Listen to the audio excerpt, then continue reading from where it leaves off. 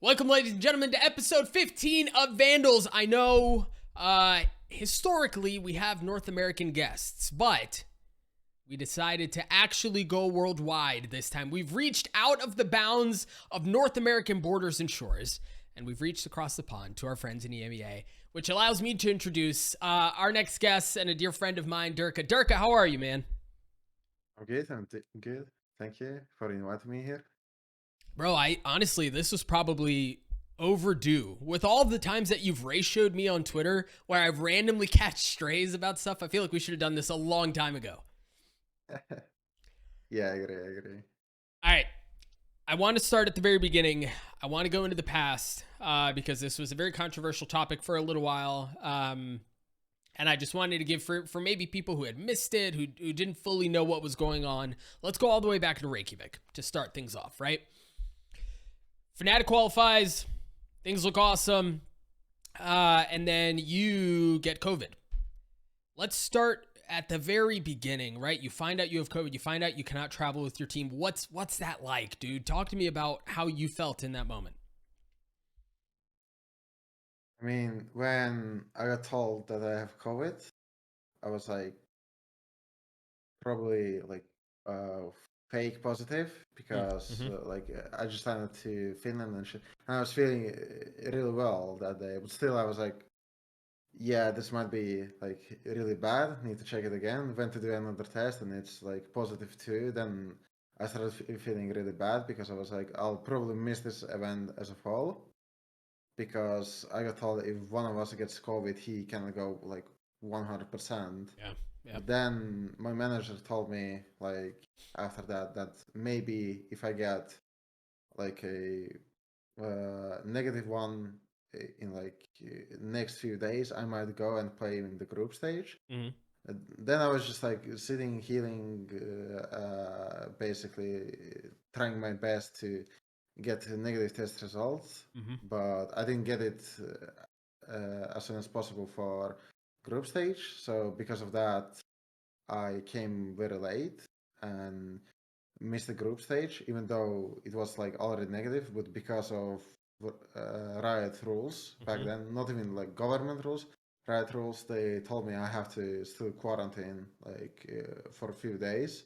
So I sat there in the hotel, and then like I got told I cannot play the group stage at all, even though it was weird because like I had to be in quarantine for 5 days, and I was like, okay, I might be back for the second game in group stage, like not even miss it as a fall, but because I came at 10 a.m. In Iceland time, Reykjavik time, that day didn't count in the 5 days. So today I came there, it didn't count. And the Zeta game, like which was the like final day of my quarantine. So if I will be like 10 hours earlier in the Reykjavik, I'll probably play that game. So that was like an awful feeling too. Let me ask you this, because there were rumors going around, people were speculating about whether or not you could or could not play from the hotel. Was that ever discussed? Was that an option? What kind of happened there?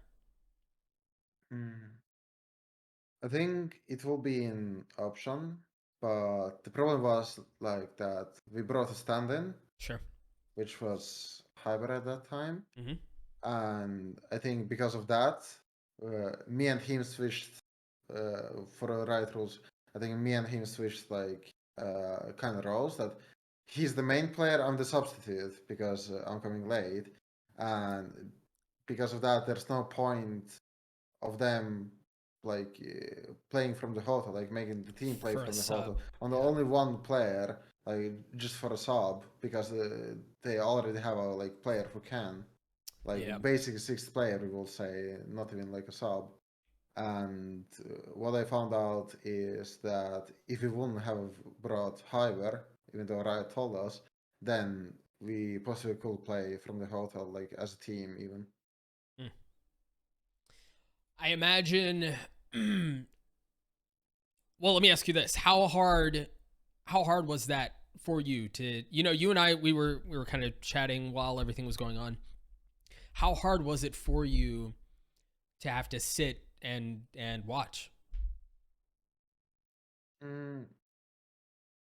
It was like, it wasn't that hard when it was like all starting, like the games were starting and playing. I was in like watch parties too, throwing drugs and just watching or making memes on Twitter, reading Twitter too. So I was like, I cannot do anything about it.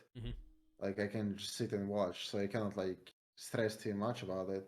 But I think mostly it was like becoming really stressful for me when the games were like ending or about to end, when that like reality hits you that you might not even play, even though you came to Iceland, even though like I had a room and everything, like just to play and like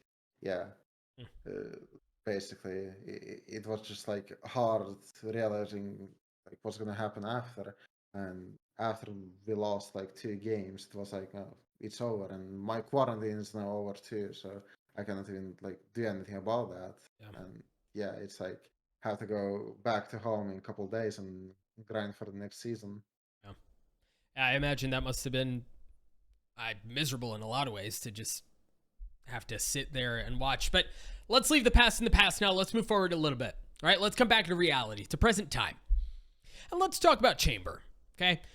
As a pretty freaking good Chamber yourself, you have benefited from the agent, from how strong he is, things like that. I gotta ask you, would you say that he is the best agent in the game right now? Be honest. Yeah, totally. Yeah. I mean, the TP is kind of broken from it, the cooldown and how you can use it, and the range of it sometimes even is broken.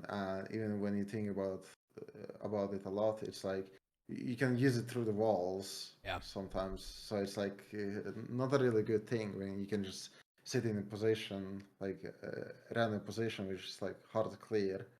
And even if they clear you can just get out, and then you have a trip which slows almost all the time. You had 2 of them, then the chamber op, like the ulti, has an insane fire rate, slows them too.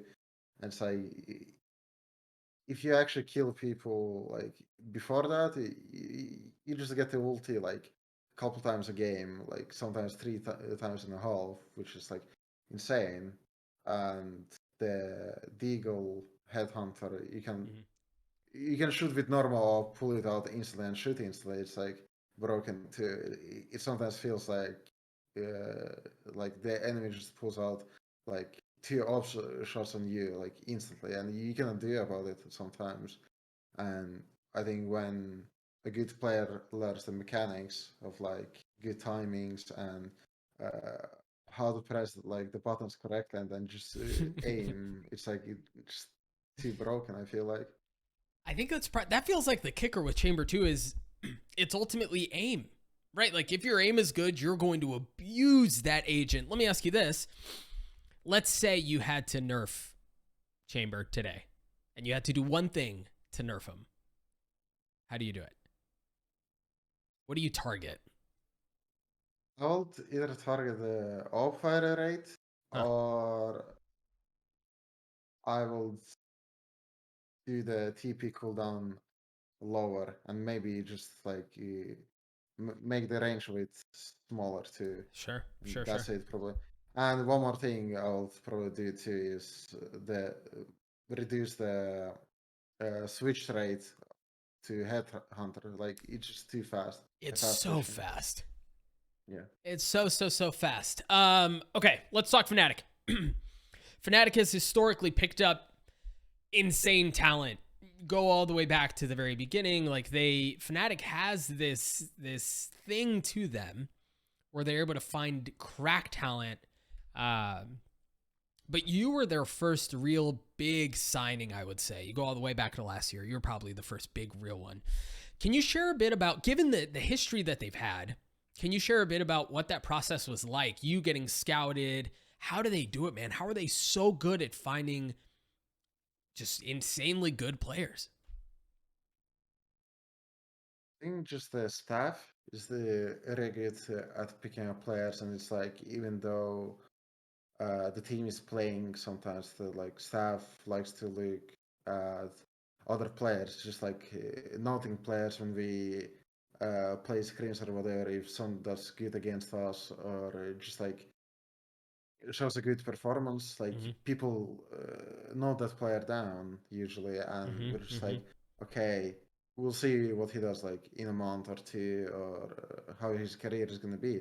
And usually, if it's like going really good afterwards too, like people will think about him even more. And it's like Sure. when we need to do changes, or even like some quiz or gets kicked, it's like like instantly you have like, oh, these are the players, like we know we can try them out and thing. But like for me it was like weird because I was playing CIS at the time in Crowd, like a Russian team with Russian mates, and we were just like playing. We got to like a main stage of challengers, and it's like we can win the slot to EMEA, and it was pretty easy because we were beating Gambit and even Forza at some points, which at that time were like top teams in CIS. And then our team had some like moments that someone had to leave for like some weird reasons or whatever. Sure. Like I get a message from Colin, coach, like our manager, that like they want to try me out for Fnatic, and I was like, okay, let's do it. But then they basically what I get to know, it's like they kicked Mofordi and Sack, and they were no, they just benched Sack first, and they were trying to find a replacement for a Sentinel. So when I was trying out with like couple Sentinel players instead. So like my first tryout was with Magnum, which felt really cool, and even at that point I was like, okay, this will be good. And then I had to try out as a solo first, because they were trying to find a solo, possibly for a replacement for Mo 40 if they find like a better solo player. But then I think they booked a wrong map or something, or just like an extra map, and they told me, yeah, go Jet. So so I dropped 30 with Jet. I dropped like 35, and they were like, yeah, nice. And then they went like other room, and they were like, okay, like we will contact you later. And then in a couple hours I get like a message from Kojo that they want to buy me out from Crowd. And do you think that would have happened as quickly as it did had they not randomly played that last map where you dropped 35 on Jet? I don't really know. I think it impacted in the speed of it. I think because I think they didn't have a Jet player, like in a long time, and because I did good and had initially like good stats, they were probably like, why not? Because the Jet was broken, as Chamber is now. So that's wild. Oh, that's wild. Speaking of roster changes and personnel and scouting and things like that, I think the other hallmark of this Fnatic team has been consistency. You think across all of the international lands that have happened in Valorant, Fnatic has missed one, and you missed that one by literally one map, right? Like in the best of 5 against Liquid, you lose 2-3, one map away from having attended every single international land that Valorant has had so far. What would you say is the key to that level of consistency? Because there are few other teams who have been able to do what Fnatic has done. I think it's just like if you want to be consistent, like and attend consistent levels, you have to be consistent in the game too.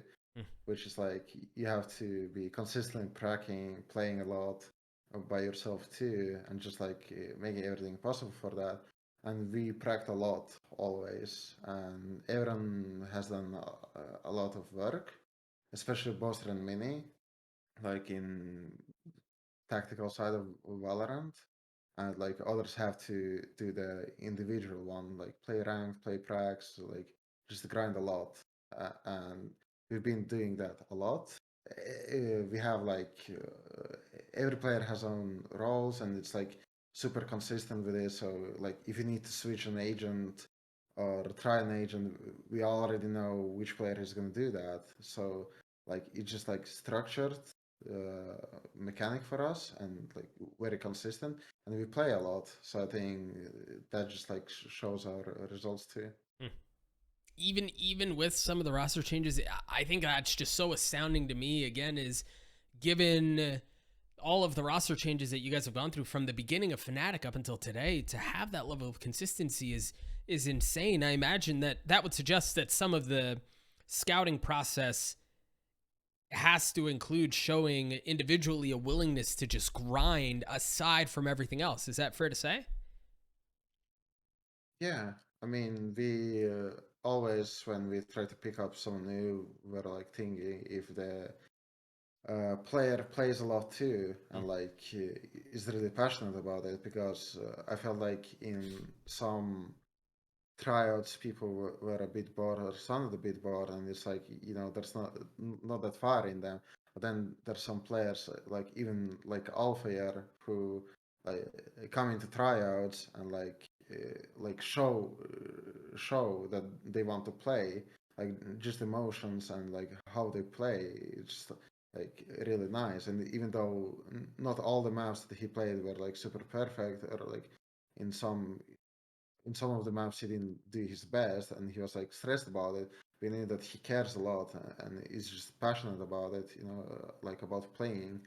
So it's like nice to see. But there were I heard there was even before me some players in trials who were like who didn't like wake up to the tryouts or something, or like came super late. So you know that's like an instant no probably. It's like, yeah, mostly we have players like who want to compete at the highest level. Like we see their skill, and it's like, yeah, this guy wants to, and he plays like that. So why not? That's, man.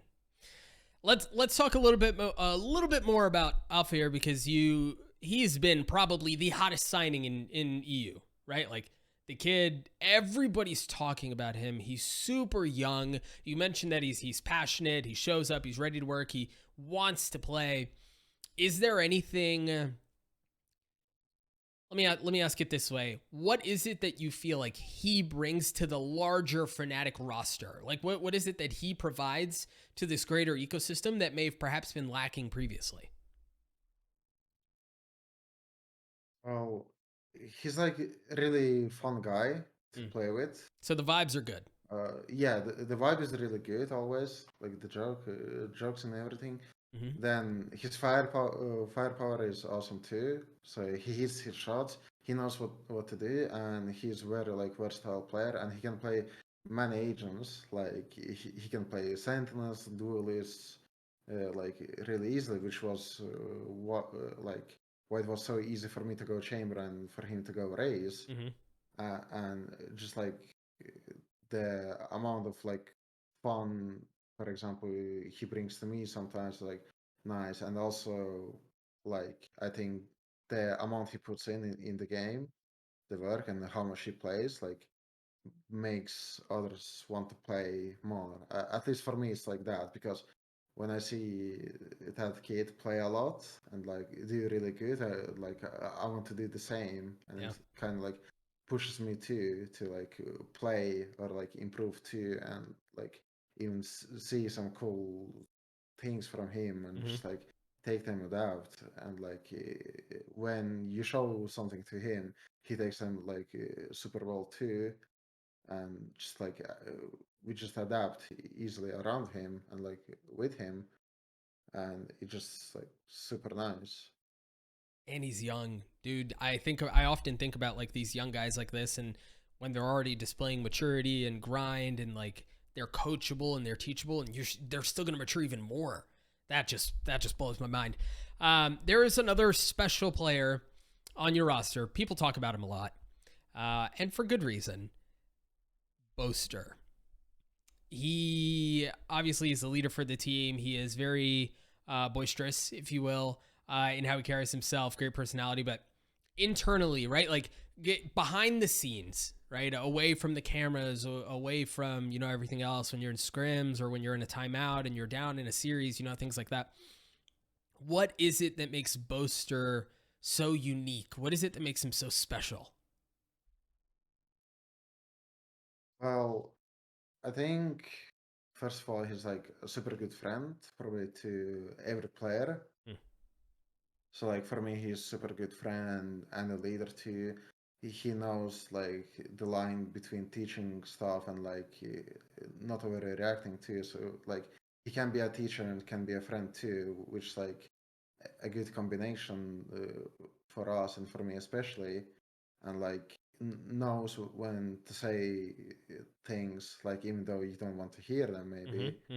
Like he can criticize you too, like for a good reason, with a good timing and like good wording, which is like really nice. And then the way like he speaks and motivates us before the games, after the games, and like in practice, how he tries to discipline us to like not to do something like bad, or not to joke around, or like play all rounds to like your maximum, and not even give a free gun, or like even lose a gun because that will hit our economy.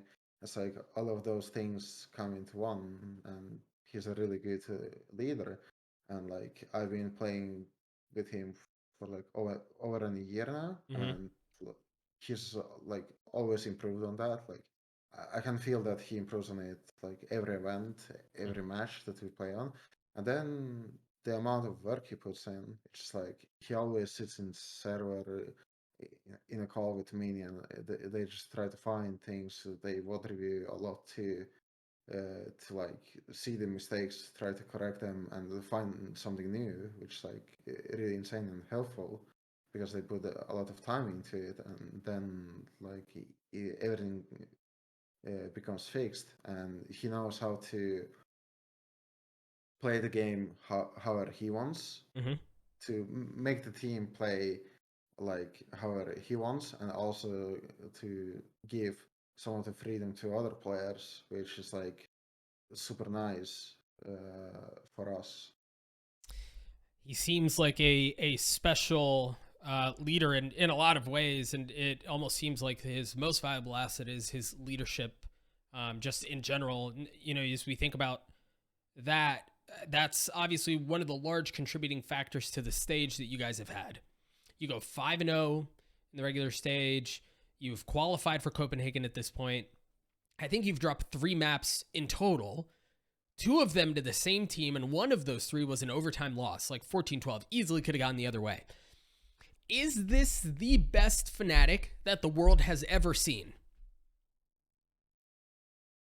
Yeah, I think so, yeah, because the amount of competitiveness came into EU. Like everyone's playing good. I think our group was stacked. I think even the other group was really good. Everyone's playing really well. All the teams, all the players starting to play really well. New players are coming in like and playing really well too. Like Alfajer, there's a lot of new ones too, and yeah, it's like really competitive. And then we again get 5-0 out of groups with like we drop, I think, 2 maps in the groups, which is like insane again. Everyone has a good performance too. Like I don't think it was like only Alfajer showing up or me showing up. It was like everyone. Boaster has like grown really good individual skill. Enzo's playing really well. Mystic's playing really well. Like everyone's doing their job, and we're actually like having fun in the game too. Like laughing in TeamSpeak too during officials, and having like our fun, which sometimes we don't even have in practice. And it's like good that everything just comes into a big piece during officials, everyone's doing well and playing their best game during officials, and then we are just having fun and we win those. Those are the best. Yeah.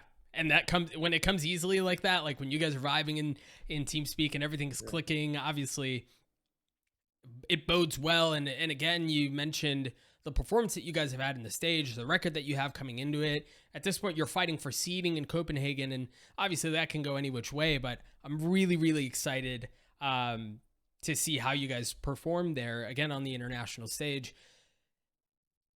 But I want to talk about you specifically now. Given your time with OpTic, not OpTic, with Fnatic, we'll talk about OpTic later. Given your time with Fnatic over it's been over a year now, how have you seen yourself individually improve?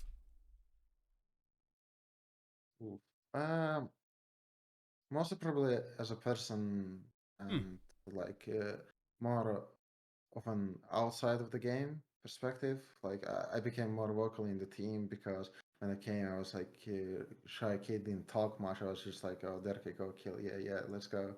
And now it's like I'm actually talking a lot in the game too, and trying to help others to like micromanage. Like when I'm dead in the game, for example, I'm like clicking through everyone and trying to like tell them what to do or how to fix like positioning or how to help each other, and just like refreshing the communication, and it works pretty well for us. So like comms have improved a lot, and just me being like a more vocal in the team, like the game became much easier for us.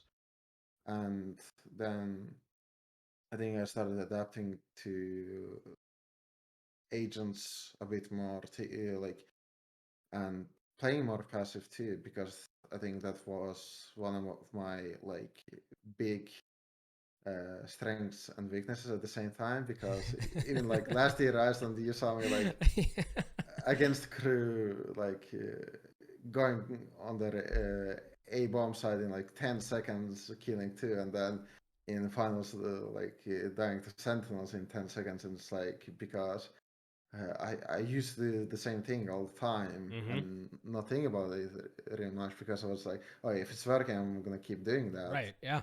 But I never thought if it's not gonna work, what's gonna happen then.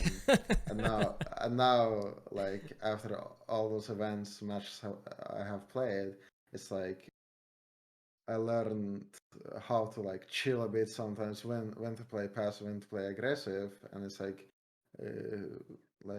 developed a good sense of timing for me too. I know when to tell my teams, oh, I have timing, just wait a bit, or like wait guys, can you like aggro there a bit, or I'll just play passive, sit here with a judge or shorty.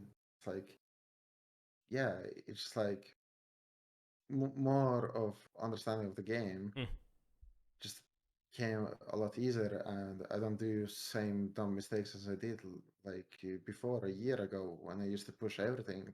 Now I can like actually sometimes take an entry and sit back, which was like probably a really hard thing to do for me like a while ago. I mean, you like to play fast, which is fun. Yeah. I get it. Off of these improvements, many people have called you the best player in Europe. That's high praise, obviously, given the talent that is in EMEA.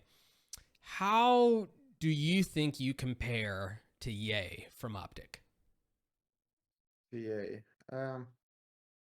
Well, I don't feel like we're comparable players. We play on same agents, yeah, but we play like kind of different roles, because like he likes to be more passive with his agents, and like op a lot more, where I like to rifle and go first, or like even second a lot more, and just like help my team go through, because I like to be like the first initiator of the fight and go instantly in, and I don't care if I die. I will just do my job, see whatever's happened, and if I will die, I will just watch my teammates close it out because I don't like playing like last alive situation.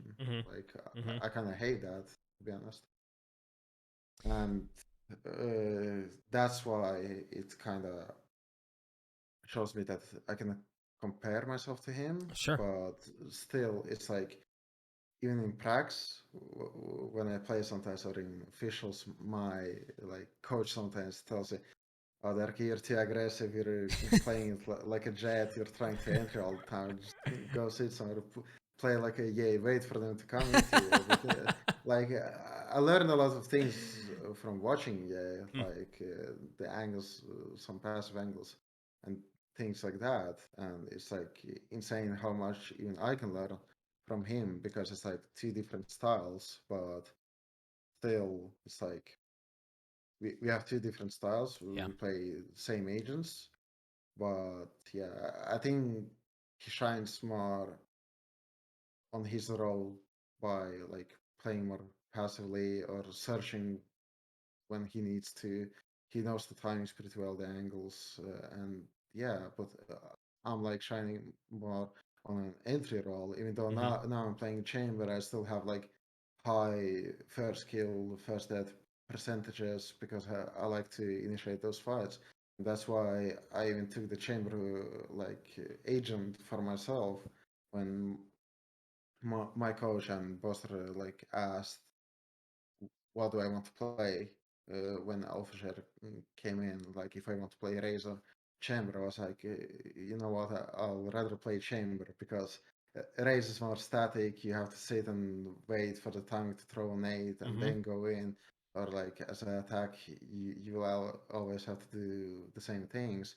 And with Chamber, it's like more unique because you can do mostly whatever you want. Yeah. For example, on defense side, because you have the AWP, you have the good guns almost always, so you can search and you have the get out of jail free card to every 20 seconds. So I was like, I'll just use that. I even think I told Minnie, like, yo, in email I have the highest first kill percentage, so let's just give me this agent and I will just like go do my thing, and Alfajer will do good job on race. But I think even though if I will go race and Alfajer will go chamber, I think we will still shine a lot. Like I think we even tried him on chamber, and he was doing like a really good job as he does now on race. So would you say that your playstyle is likened more to stay within the camps of OpTic? Would you say you're more comparable to a Victor than you would be a Yay as far as playstyle and pace? Probably, yeah. Yeah, that's fair. I won't. I want to, but I won't. I want to ask you, but I won't. Let's talk about Fade. Fade, newest agent that has come out, and there's been a lot of discussion around her. Is she good? Is she bad? What does she provide? Is she only good on certain maps? Only good with certain agents? For whatever reason, the adaptation for Fade between North America and Europe drastically different. Like North America's picking her, I want to say it's like 17% of the time.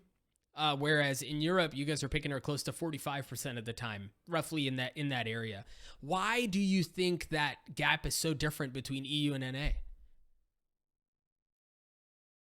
I think in EU people want to cheese teams a bit more. Like people want to be more like, oh, we have a new agent, we will abuse it, and like try to surprise you, which sometimes works, sometimes doesn't. And it's like a lot of teams try to do that even with Yoru nowadays on some maps, which is like still super weird when it's like when you look at the win race, it's like not good at all.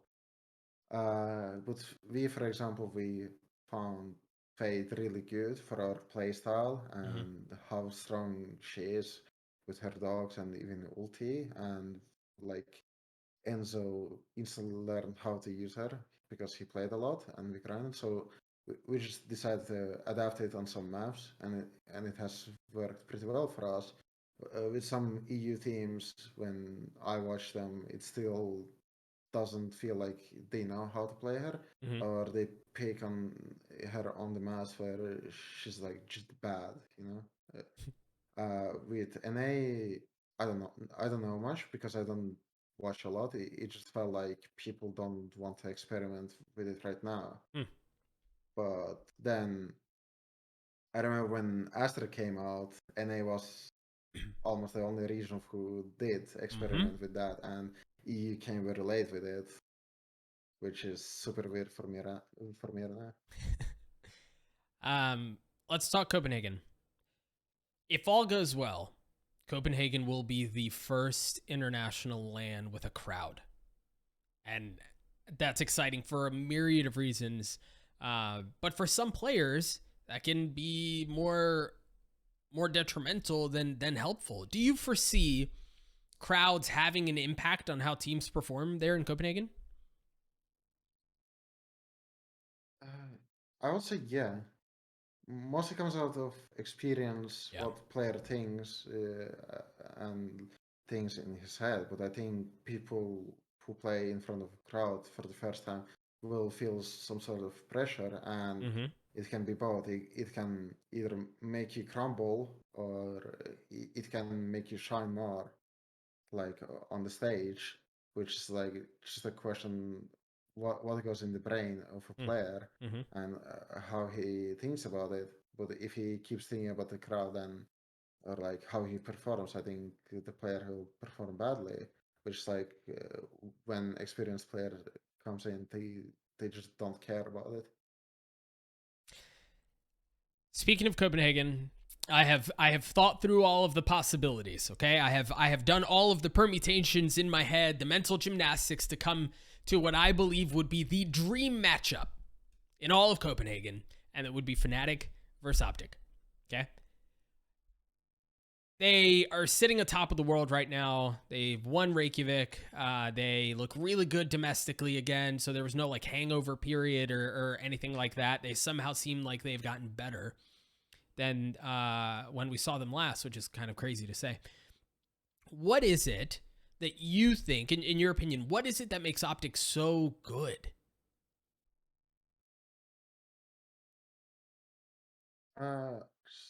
Just the individual skills of players are super good, and they're really structured. And I think when I practiced against them in Berlin, the Masters Berlin, when we didn't play it, but they came and they played it.